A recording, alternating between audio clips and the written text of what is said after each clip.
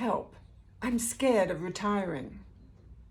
I hear this from many women, teachers, nurses, professionals of all types. What will I do? My friends are all at work. I'm single. How do I avoid isolation? I get it. Here's a couple of ideas.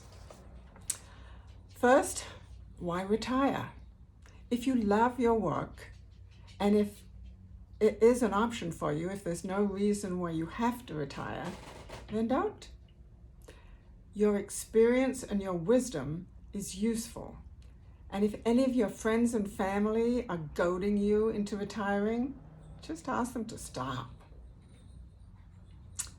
If you want to retire because you're burnt out, well, maybe what you really need is an extended vacation. Try that and then reevaluate. If you want to retire, but you would also like to or need to work at least part of the time, is that an option where you work? Can you become a consultant or contractor? Some way you can keep doing what you love with the people you already have relationships with. This can be an ideal option, leaving you time to rest, relax, take some yoga, play with the grandkids.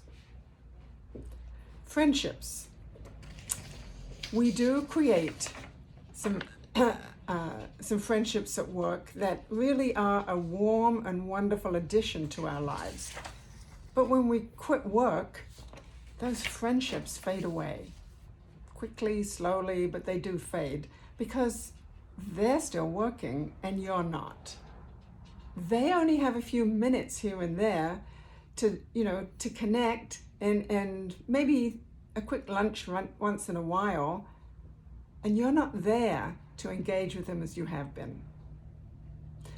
While it will be necessary to process this loss of those friendships, it's equally important to make new friends, particularly if you're single, because isolation can take over really quite quickly, and this can be a risk both to your financial and physical and emotional health.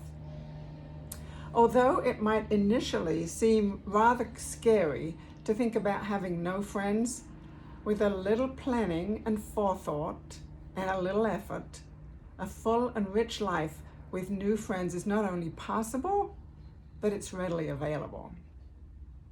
There are 10,000 people in the US turning 65 each day, so you're not alone.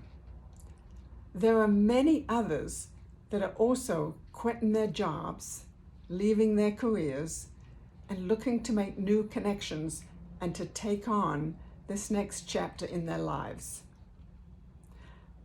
The first thing to do is to start talking to people. People in the line at the supermarket, the plumber who comes to fix the leak, the person on the mat next to you in yoga class. Go to an event a little early and talk to the other people who also get there early. In other words, everywhere. This gets you into the mode and mindset of talking to others. I remember when I was very young, my mother was amazed at how readily I would talk to, anyone, go up to anyone and start talking to them. And I said, well, if I get afraid or anxious about that, all I have to do is to remember that they're afraid and anxious about talking to a new person also. So I just reach out and, it gets to be so much easier talking to people that you don't already know. So this week, start talking. If you can, keep track of everyone that you spoke to. It doesn't matter if the conversation goes nowhere. It's a start, and it makes meeting people so much easier. And after all, to make new friends, you have to start somewhere. Until the next time.